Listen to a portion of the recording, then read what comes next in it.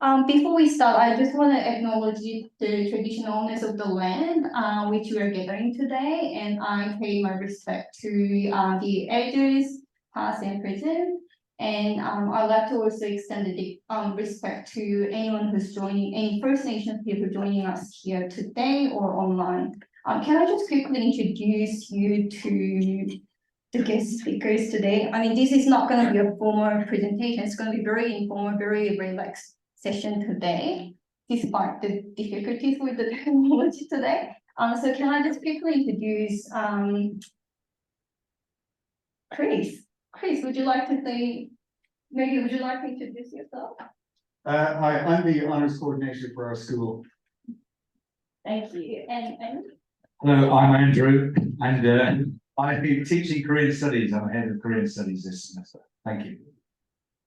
And we have Lucy and Daniel on this side. Hi, I'm Lucy and I also teaching Korean Studies. Hi, I'm Daniel. I also teach in Korean Studies. Nice to see you. Hi guys, I'm the hub coordinator and teaching. Sandy is our new hub coordinator and our former students in Monash Korean Studies. So, and I'm Kane, also part of the Monash Korean Studies team. So today we are just going to really, we're just here to really answer any questions that you might have about our honors, masters, and PhD programs. And there is a bonus gift. We do have a Monash Master by Research Scholarship, which is open now, and it closed on 25th September. 25th of September. So we will give you a little bit more information about that. And we also have Kim Dasei from Monash Arts Graduate Research who's joining us online today. She's the one who can check, she's the one who can really check whether you're eligible to apply for this scholarship. And also, she's the person who kind of like deals with all sorts of graduate research inquiries. So it's really good to have Kinda online as well. Kinda, would you like to say some words? Great. Yes. Hi, my name's Kinda Say, and I'm from the Arts Graduate Research Office at the Faculty of Arts. So as Sandy was saying, I'll be talking to you a bit more about the admissions process and the scholarships application process a bit later on. Thank you. Thanks, Kinda. So I have this generic information about Monash, and I was kind of trying to convince why you have to study at Monash, but now that you're all at Monash, is anyone not from Monash? No? Are we all part of the Monash community? Okay, so I can skip this part. But I just want to mention this to you. Once you start your research degree with us, you may get a chance to actually go to our Plato campus and actually write your thesis. I didn't get to do that because I did my PhD during COVID, but you might be able to get those kinds of opportunities and collaboration cross campus. So Andy, can I invite you to give us a little bit of overview of Monash Korean Studies program and also the Monash Korean Studies Research Hub? Yeah. Thank you very much, Kane, and thank you very much for putting together this event today. Just give you a little bit of information about what we do here and what we've been doing over the past 15, 20 years. Monash Korean Studies was set up in 1987. From 1987 till about 2017, the two Chos, Dr. Cho, Dr. In Young Cho and Yong Cho, they set up a language program, fantastic language program that you've all benefited from.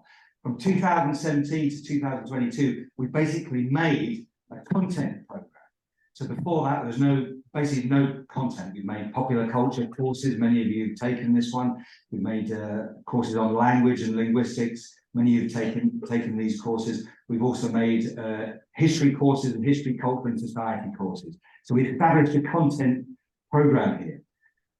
2023 onwards, we're trying to expand our HDR program. We're trying to get in master's students, honours students. We're trying to get in more PhD students. That doesn't mean the rest of everything that goes on at Monash Korean Studies Research, Monash Korean Studies stops. We don't stop the language programs, we don't stop the content programs, but we have a new emphasis, and that's to get in students. Up till now, we haven't been getting in students progressing through Monash.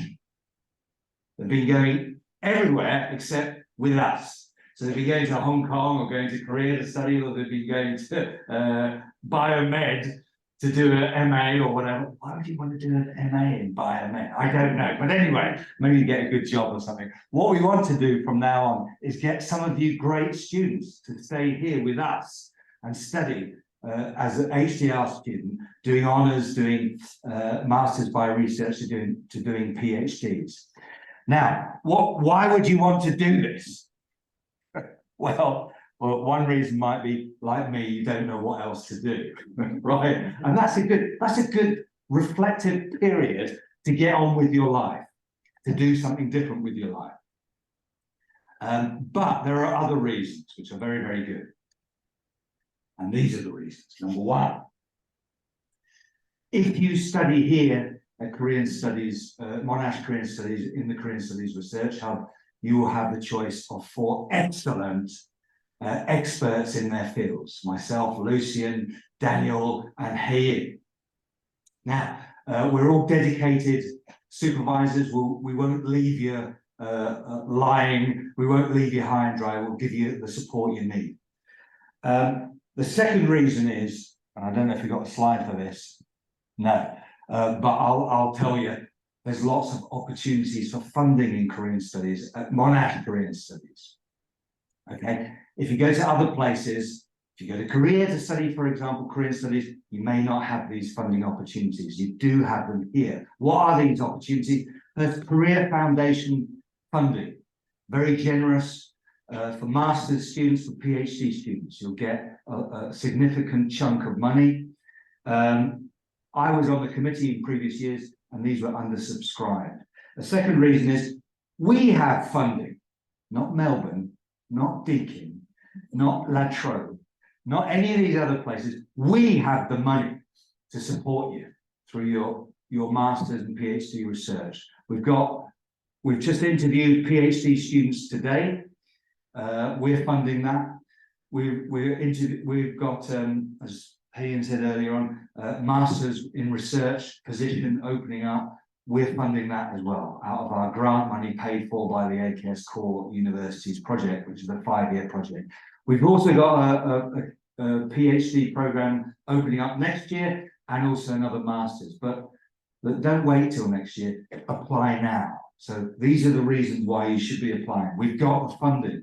Another reason you should apply here at Monash and not somewhere else is because Monash has got quite good funding as well. But you've got 3 choices there: Career Foundation, us, or Monash. So those are good reasons to get on with sort of applying this year for honours and masters and PhD research, if that's your thing. Now, how do you go about this? A couple of tips. Start with the subject. So start with the subject you're passionate about, that you love, that you're interested in. Okay, we can't give that to you. You can't say, "Oh, I'm going to do a PhD because they give us money." Oh, that's great. That's a great idea. No, say, "I want to do a PhD because I love this subject. It's really interesting and it hasn't been done enough." So if there's something that tickles your fancy, do it, because we can support that love and that passion. And we're looking for passion in people.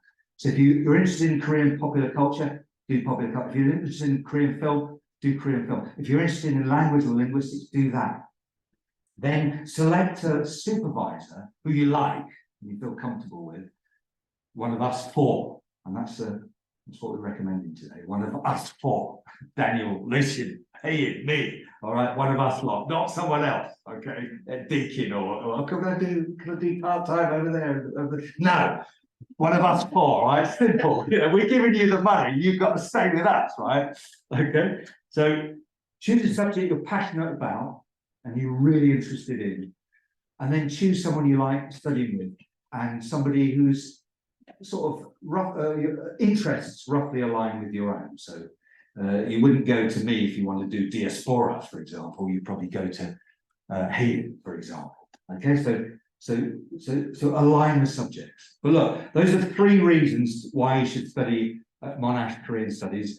I haven't told you much about the Korean Studies Research Hub, but you'll be a part of that. We organise events, we try and get students into jobs, we try and expand research and education. Anyway, that's all I've got to say, and I'll hand over to Hayden, but thank you very much for your attention. Thanks, Andy.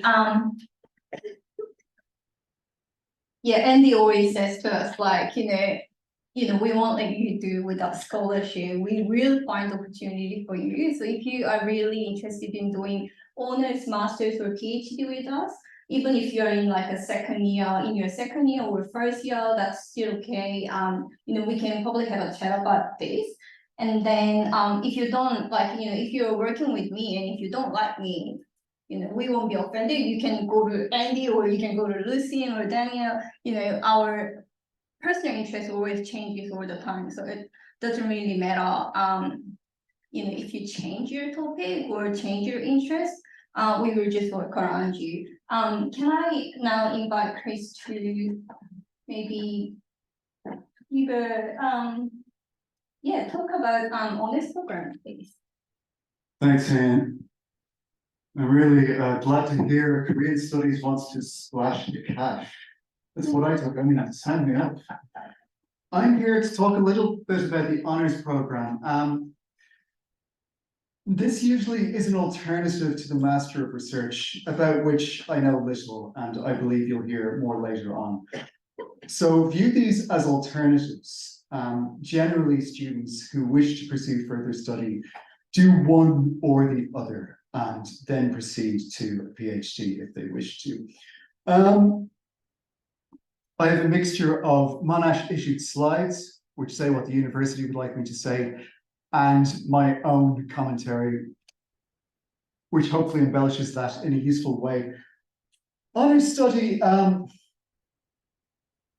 is a 4th year of undergraduate study, and largely it operates as Andy said. There is a degree of overlap between the honours programme and the Master of Research. I'll say a little bit more about how I perceive the differences in a moment's time. But what Andy said is the crux of it. And coming to this session today, I think you don't need to feel you have to remember a lot of the information. You can find all of that again. You can get that online. But I stress and want to echo what Andy said about finding a topic that captures your interest as being the starting point for any further study. So take the opportunity to chat with potential supervisors in Korean studies about what might make a research topic. It's an opportunity to refine your expertise, whether you want to proceed to PhD study or simply to enhance your transferable skills, such as that you are capable of independent, self-directed work, capable of managing a project which you've devised yourself, which can be carried into all sorts of fields. To know more about honours specifically, we're going to have a dedicated honours information session in person on the 20th of September at 3 o'clock. Please come if you can make that, if you'd like to learn more. Primarily, it'll be a kind of academic speed dating in which I arrange conversations. What would you like to work on? Would you like to talk to this person or that person? So that's what that session is about. It might not be necessary. You might leave the room today with enough information simply to discuss with potential supervisors further. As opposed to other forms of postgraduate study or study that follows the 3-year undergraduate curriculum, I see honours as the best of both worlds. You are not fully an independent researcher. We don't cast you adrift in the library just yet, carrying about your own research. There's a mixture of coursework and independent research. It takes 1 year of full-time study or 2 years of part-time study. You can take a semester overseas. It has to be the first semester if you're taking full-time study. Andy has warned me that it can be time consuming to arrange overseas study with Korean universities, so plan long in advance if you wish to do that. So half of honours is coursework, loosely like what you've been undertaking so far, except a smaller cohort of your best and brightest peers. The other aspect of honours, the other half, is your research project, which gives rise to a thesis. This is your passion project. This is what most interests you, be it about Korean food culture, or cinema, or history, or aspects of language. Wherever your imagination takes you, and the existing research expertise can conceivably supervise. The kind of factual information on honours which you can look up, again, I stress you don't need to remember all of this. There's an application deadline coming up, the 23rd of October. You won't have your final results by then. My suggestion is that the application isn't all that onerous. If you're interested, apply. You will need to have a rough idea what you'd like to work on. You don't need to be married to an honours research topic at the time of application, but you need to have a rough idea with what you'd like to work on, just to ensure that there is supervisory capability free in Korean studies. You can apply, therefore, before you get your final results. There are scholarships available. Students are entered automatically for some scholarships, such as merit-based scholarships, and there are others which are listed on the honours application website for which you would apply separately. My advice is always walk into university holding your hand out. Ask for money wherever you can get it. That's what being an academic is all about. Yeah. With that, please contact me if you have any general queries about honours studies. Please speak to the wonderful people in the faculty if you'd like to talk about research topics. With that, I'll hand over to Ian again to continue the session. Thanks, Chris. Thank you.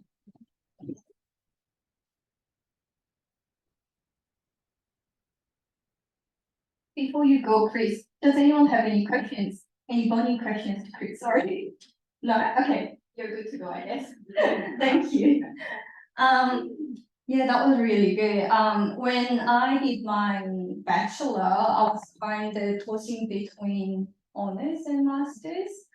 I think honours is really a good opportunity. If you are not sure whether you want to come with like 3-4 years of doing a PhD, and this is a really good pathway to a PhD. If you maintain good grades in your honours, you will be eligible to apply for PhD and also PhD scholarship straight away. So, any questions, just ask us or ask Chris as well. And just before handing this over to Kinda, I actually didn't talk about our Master by Research Training Scholarship enough. So it's open now and it closes on Sunday, 24th of September. Yeah, so I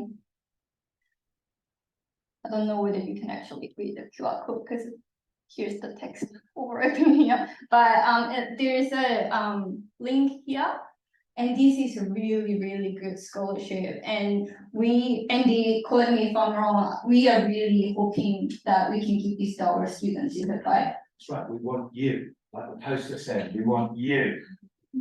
Apply, sorry. I don't want you. We want you.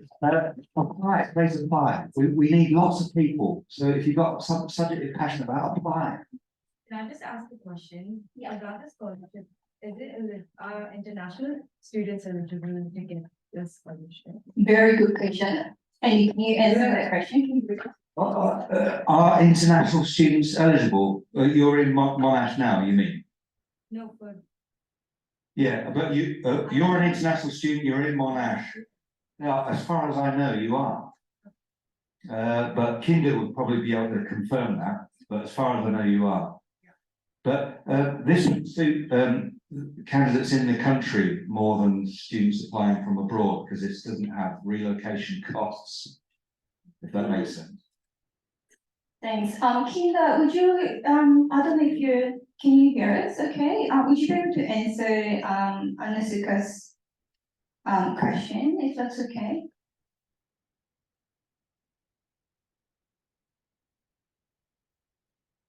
Okay, maybe we can come back to that question later. So this is, I think as far as I know, international students can actually apply for this, but it's always best to check with, Monash graduate research. Because they do the first screening of your documents. So yeah, just, yeah. Okay, we have had a couple of questions here, but we'll have a like a dedicated Q&A session later on, so we can come back to this later. Yeah, Stop sharing. Yeah. We should replace it. Yeah, okay. no, we can't really hear you. You're I'm muted. muted. Sorry, I'm on mute, sorry. Hayan, are you able to put up the how to apply page, if that's possible? The link that I provided this morning? This is the one, isn't it? Yeah, that's the one, yeah. Would you like me to share screen, please? Yeah, do you want me? Yeah, that'd be great, thank you.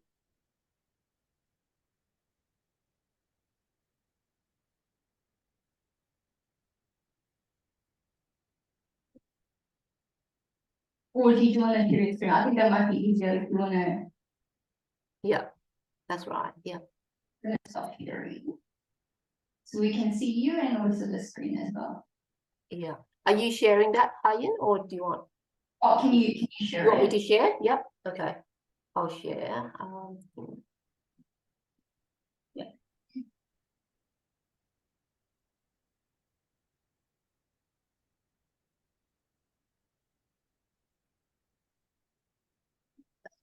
we can see you. Can everybody see?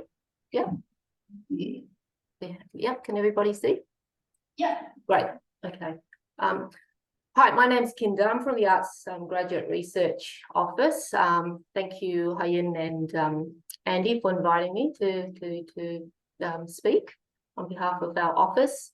I'm just going to briefly, I don't have a presentation or anything, so it's going to be quite casual. I'm just going to briefly talk about the admissions process and also touch a bit on the scholarship that's currently advertised and the recruitment process as well.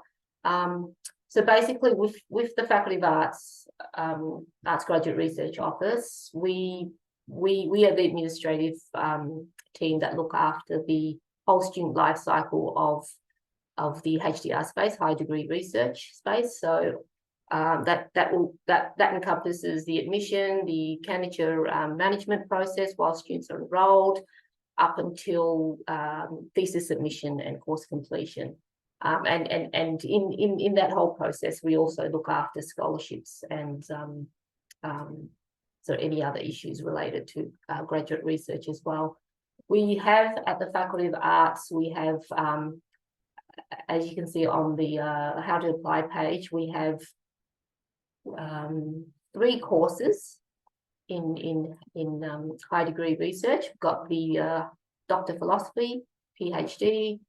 We've also got the Master of Arts 2695, which is a 100% research degree. And we've also got the Master of Arts Research Training, which we talked about earlier. That's the position is currently open at the moment. So with the Master of Arts Research Training, it's 25% coursework. So the first 6 months is coursework. And then the last 1.5 years of the course is 100% research. And with the well, I suppose I'll speak. Do you want me to speak a bit more about the Master of Arts Research Training, Hayan, now? Yes, thank you. Yep. Because I know there was some questions about it as well. So with the Master of Arts Research Training, it's basically a graduate research degree that can be taken after completion of a regular three-year undergraduate degree, but it's also an appropriate entry point into graduate research for prospective candidates or applicants with extensive industry experience or non-traditional research outputs who may not meet the traditional PhD admission requirements. And it's also another pathway, similar to the honours, another pathway into the PhD program if you don't meet the PhD admission requirements. It's a 2-year program, and as I mentioned earlier, the first 6 months is coursework, and students are required to complete and pass the coursework units and achieve certain grades for that, and then also pass confirmation at 8 months in order to upgrade to a PhD later on, if you decide to upgrade to a PhD later on. It's not compulsory, but there are a lot of students who enroll in the program. They do tend to apply to upgrade later. And I suppose the benefits, I think one of the questions that came through for doing an MRes, which is the abbreviation for the Master of Arts by Research training, is that well, one, it's a postgraduate degree as opposed to an undergraduate degree, and because it is a research registered degree, postgraduate degree, the entire course fee is covered by the Australian Government Research Training Program, the RTP. That's if you're a domestic student. Of course, if you're international, you'll have to pay the international school fees and tuition fees for that. And the other benefit would be that when you do your supervisory team would remain the same if you were to upgrade into a PhD later on, because you'll carry forward your research thesis and your research topic. And the other benefit would be that if you were to transfer to a PhD later on, after 8 months, then you would only have 2.5 years remaining in the PhD candidate to complete. Not sure if anybody has any questions about the MRes at this stage. No? Does anyone have any questions about MRes? Kinga, I have a question. Can you tell us a little bit about what the confirmation would look like? And if they don't want to continue with if they don't want to be qualified for PhD after this, can they just have the confirmation and then? Yes. No, they don't have to upgrade. That's just an option. Because it's just an option. So it's not compulsory that you have to upgrade. So after 8 months, you finish your confirmation milestone, then you continue, and if you pass that confirmation milestone, you're making good, satisfactory progress, then you continue on to complete the 2-year Master of Arts Research Training Program, and you'll come out with that award at the end. Thank you.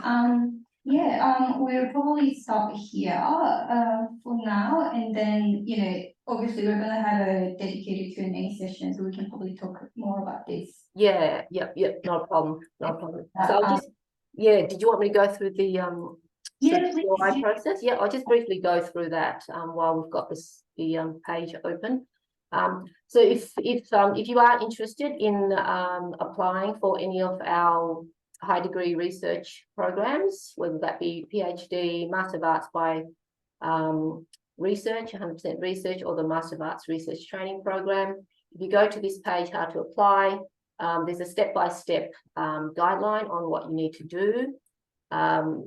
Basically, the first step is to check your eligibility. So if you click on the links on each of the programs there, it will take you to the entry requirements, what's expected, and if you're international, there'll also be English requirements attached to that as well, if you don't already meet that. You can also, the second step here, as you can see, you nominate your graduate research program. So with Korean studies, it would be linguistics, applied linguistics, or literature and cultural studies. So if you go in there, you can also look for supervisors that you might want to work with. You don't necessarily have to contact the supervisors in your expression of interest. When you apply for one of these programs, you can just nominate the prospective supervisor or supervisors you wish to work with, up to 3, I think it is. Once you've done that part, you go to step 3, and this is where you submit your expression of interest. And these are the documents that you need to submit with your expression of interest. So your complete academic transcripts. If you're currently still completing your honours degree, you can still apply and submit your results later in the year for semester 1, because I think the results come out in early December, I think, for the honours or the bachelor degree students. Any examiners reports, I guess, if you're applying for the Master of Arts by Research 100% or the PhD, and your CV, resume, a research proposal, of course, and also an English test if you're an international applicant. So if you click on the research proposal link there, it will actually take you to a page which outlines or gives you gives you guidelines on how to prepare a research proposal to submit with your expression of interest. We usually expect 3 or more pages for that, and then you'll just need to click on the expression of interest form, and then just go through the steps and the questions in there and submit your documents with that. These are the table here is the dates and deadlines for the expression of interests and also for scholarships. So at the university, we have 4 rounds of scholarships. As you can see, we've got 2 international rounds throughout the year and 2 domestic rounds. So the EOI closing dates are the dates where you have to submit your expression of interest.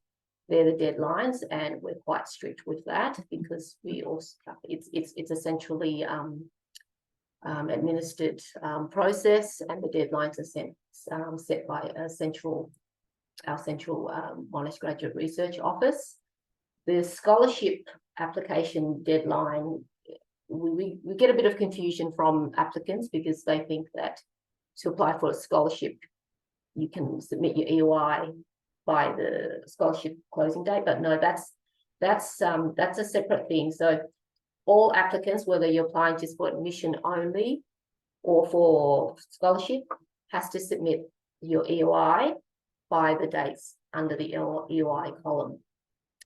What will happen is once you submit the EOI to our office, we will do a preliminary assessment on your eligibility, and if we think that you may be eligible based on the information you've provided in your EOI and there's appropriate supervision, etc., then we will send you an invitation to apply, and that's when you have to formally submit an online application for the PhD or for the Master of Arts Master of Arts research training, or the Master of Arts 100% research, and that's when the scholarship application deadline applies. So if you're also applying for a scholarship, which you can indicate in your EOI form, then you'll need to submit your formal application after you've been invited to apply by the scholarship application closing date.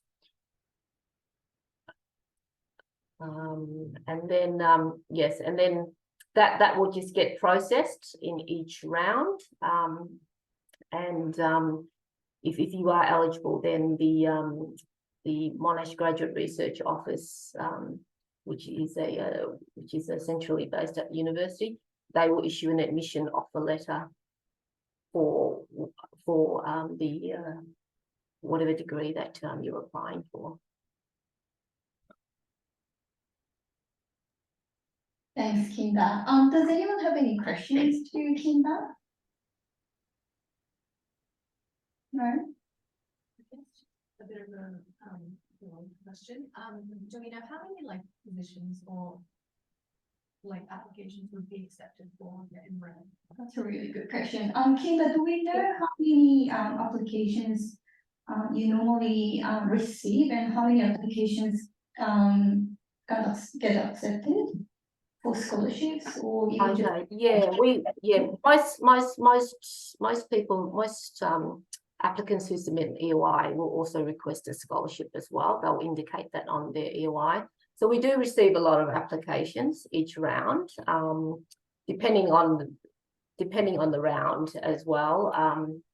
But the scholarships are extremely competitive, and because they're extremely competitive, we do have to follow strict requirements when we're ranking applicants for a scholarship.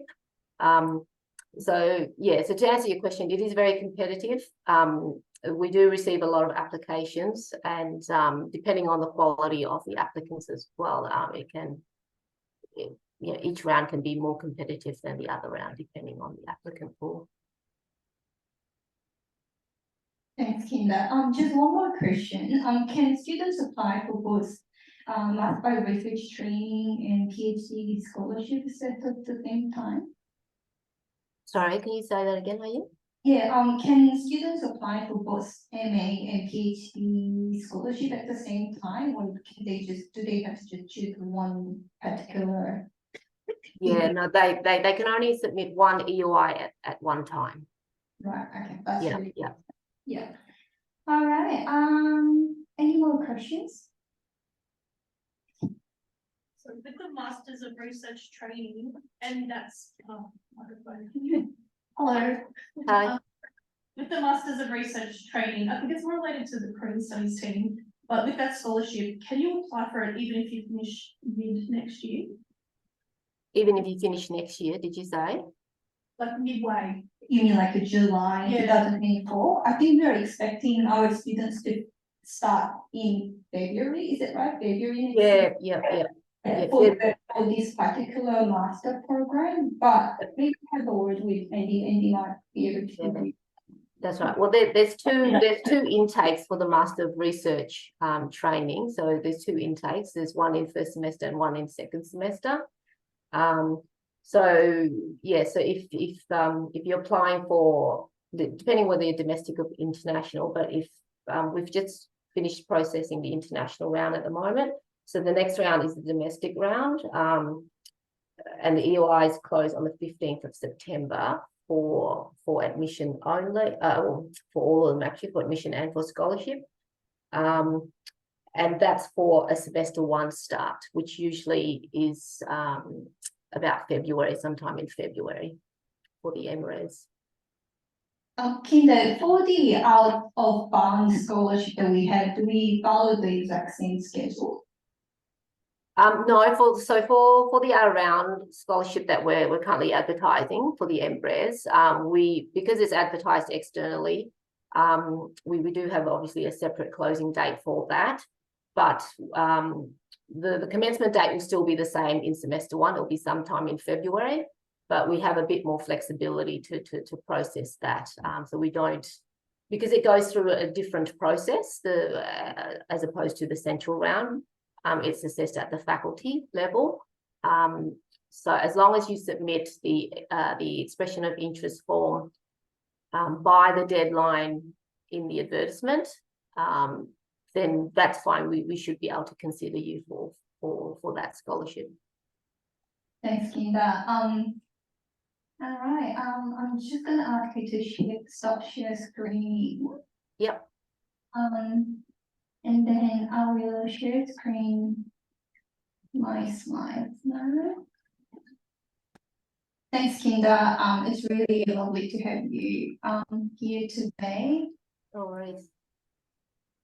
Okay.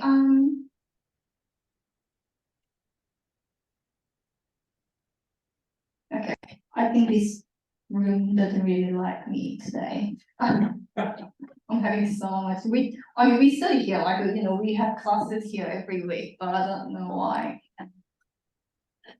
I just.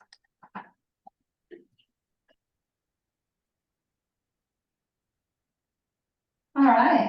Can everyone see the screen? Okay, great. So we did ask you to submit three questions and we received a lot of questions. What we did was we really tried to condense them and really tried to group them together so we can answer all of your questions. But if you have any other question, just like you're doing now, raise your hands or just put it in the chat and we'll get back to you on that. So, can I just invite you three to come here? Otherwise, I would have to move around, and people can't really hear you. So the first question is, what are the focuses and research areas that are particularly sought after in Korean studies? I think Andy really explained, like, we want you to do the work that we do, but can they suggest other research areas as well, other research related to Korean studies? I think any research area related to Korean studies is a possibility, but as we put on the slides earlier on, you'd be working with one of us as your supervisor, so having a topic which aligns with the kind of research that each of us does is the best situation. So myself, I do research in linguistics connected to social and cultural aspects of language, such as language and identity, language and politeness, language and gender, and so forth. I'll hand over to Daniel next. Thank you. I have quite a broad spectrum of different research interests. Notice from that slide, this is a bit too long, I think. But I would consider myself a historian, but one that studies language. So if you have any interest in modern history or of language, anything like that, also translation theory, things like that, missionaries in Korea, I would be more than happy to go back to any of those areas. Yeah, you may have a topic that kind of doesn't really fall into what we do. I do history, pre-modern history, film as well. I'm interested in film studies, this kind of thing. But you may have something like North Korea, you're interested in North Korea. So that may sort of fall between what we do, sort of in between. But choose who but approach supervisors and ask them whether they'd be interested in supervising you, and approach someone that you feel comfortable working with as well. I mean, that's very important.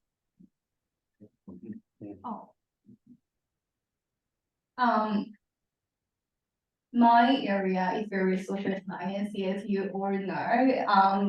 I focus on gender, family violence, and all kind of like social aspects of Korea and Australia. So yeah, like Andy and Lucian and Daniel said, it's not like we can't really supervise you if you're not doing the work that we're doing. It's not like that. We will discuss with you. So please feel free to just email us and ask for a coffee catch-up and things like that. We'd be very happy to do that. One more thing. One more thing I wanted to add that occurred to me. It's important when you're looking for supervisors to look at the researchers' more recent work. They may have worked on something 10, 20 years ago, but if you look at what they're recently publishing, that's the direction that they're going. And that may be more of a fit for you. That's wonderful. Thank you. And the next question is, what possible future opportunity may arise if I continue Korean studies? Do I need to become professor, or can I work in Korean company, or can I go totally jobless? What's the future for us? Does anyone want to answer? Hopefully not the last. Yeah, I think it's very important to say that people who go on to do higher degrees do end up working in a wide range of contexts. So probably only a small percentage actually go on and become full-time academics. So I don't think that you're locking yourself into one career path. Chris mentioned earlier that the ability to carry out your own research in a topic that you're interested in to manage your own project, to manage your own time, to be disciplined, to work on your own. These are some very transferable skills that you pick up doing a research degree. I think as well, when you hear that, you should be thinking, is this something that's right for me? People who flourish doing a research degree are people who really like to work, not necessarily on their own, but are able to manage their own time, able to manage a project on themselves, by themselves, able to set their own deadlines. These kind of people are very suitable to doing a research degree. I emphasize though not working on your own, because a very important part of doing research is collaborating and working as a team with your supervisor, sharing ideas with other research students. Those are also very important things. Does anyone want I couldn't have put it much better. Thanks, Lucian. And the next question is a very practical question. Can I apply for honors, master's, PhD if I'm currently doing a double degree? Because I know many of our students are actually doing double degrees. I think Kinda might be the best person to really answer this question. Kinda, do you have any Yeah, advice? I think with the honours, because we don't look after the honours. Probably Chris would probably be more appropriate to answer that. But in terms, I'm sure you cannot apply for an honours with a double degree. But you'll obviously need to meet the requirements and enrol in the right units and all that. To get into the masters, the 100% research and the PhD, a double degree won't be sufficient because you do need significant research component or thesis, like a minor project or minor thesis in your prior degree. So and to get into a PhD or a master's by arts 100%, you'll need an honours 4th year honours equivalent, or a master's degree in a relevant field, but with a significant research component, because it is at a higher level. So you are expected to have research experience and have undertaken some kind of research thesis or dissertation prior to completing the higher degree programs. Thank you. Maybe this applies more towards the PhD, but I think as well you can think of this for your Masters of Research. I know a lot of people do double degrees and pursue studies in areas quite different to Korean studies. Maybe as well you can use this as an opportunity to think, is there a connection between the two? Or can I apply something that I'm doing in Korean studies to something that is important in my other nature as well? Just to give you one example, in the PhD program for linguistics, we have some students who work with supervisors from quite different schools. For example, we have some students who research communication, including multilingual communication in medical environments. So they might have one supervisor who's in linguistics and then one supervisor who's in the School of Medicine. So, you know, this is an opportunity to think creatively across boundaries of different disciplines. Thank you. And the next question is, would it be best to study a master and then a PhD, or honors then a PhD? Oh. Both, maybe. I think my answer to this would be just do whatever you. That's right. Yeah. Yeah. Whatever is best for you, really. Yeah, that's right. Yeah. Yeah. Yeah. All right. I think we've covered this question, Kinda. Yes. Yeah. And did we cover this question?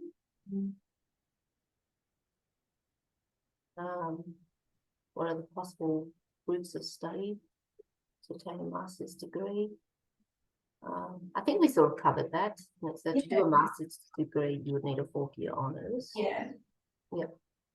And then apply for generous scholarships as well, isn't it? And the That's right, yeah. PhD scholarships as well. That's right, yeah. Yeah, and we kind of covered discussion as well. Will there be any scholarship for international students? The answer is yes. Yes. Yeah. Yep. So the 4 rounds that we spoke about earlier, they're the central scholarships.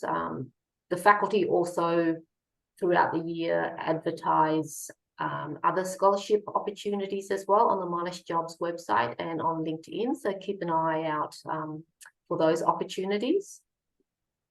Okay, the Career Foundation scholarships, if you're registered at an Australian university and you're an international student, you can apply for those.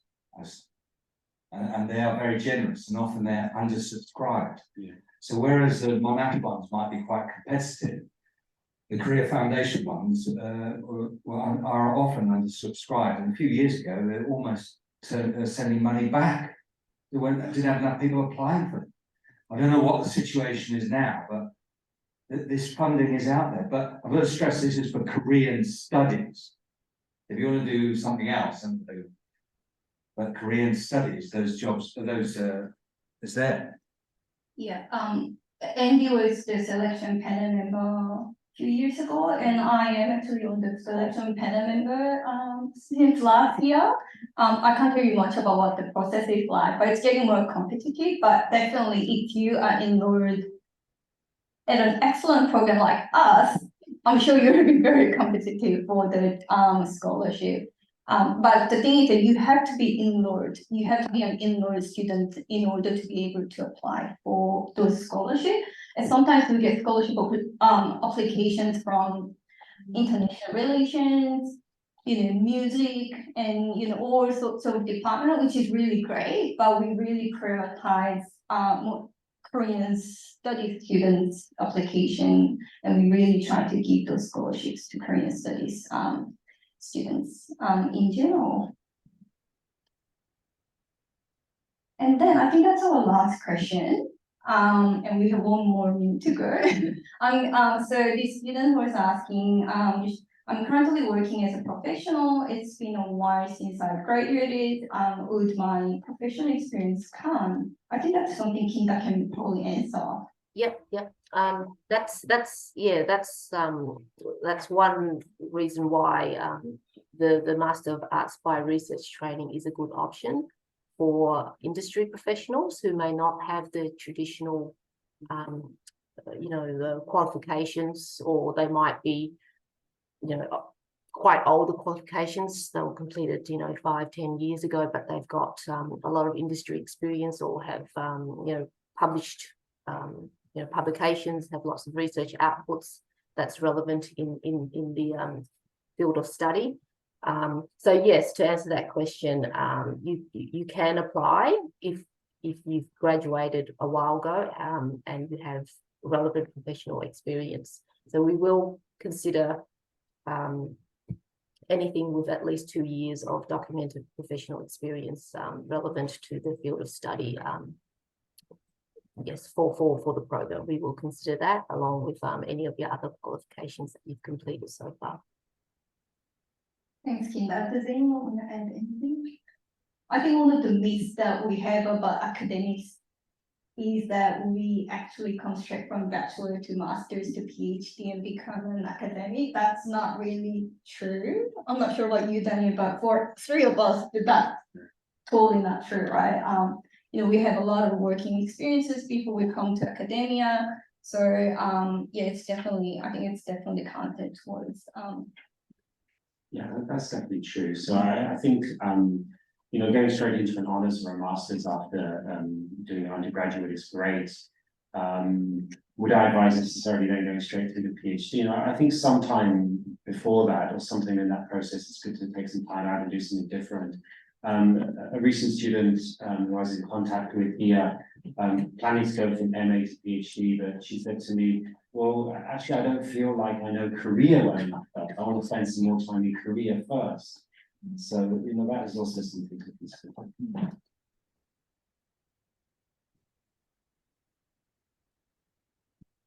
Yeah, myself, I had 6 years in between my undergrad and my MA professional experience. Luckily, that was in Korea learning the language, so that was relevant when I applied to graduate school in the US. And if your first language is not Korean, I would say it's not necessary, but almost so to live in Korea for some time and improve that language level and experience the country. Probably best after, before the PhD. Definitely, I would advise doing that. Thank you. And I think we've pretty much answered all the questions. But there was one question from students in student overseas. If you are doing research degree, I think the requirement is for you to be on campus. Kinda, can you confirm that for me, please? Is that right? Yes. So ideally, it depends whether you're on campus. Depends whether you're on scholarship or not. If you are awarded a scholarship, it is expected, a requirement for students to enroll on campus and full time. Thank you. I think that was the last question that we had. I'm sorry, we're a bit over the time, but we'll be hanging around here for another maybe 10-15 minutes. So if you want to have a chat with us, please come and say hello to us. And thanks, Kinda, and everyone for joining us today online. And thanks, Sandy, for organizing this. She's doing all the groundwork behind the scenes. So thank you, Sandy. All right, thank you. Thank you. Thanks, Kinda. Bye-bye. Bye. Did you see it? I don't know if she can see it. Bye. Yes, bye.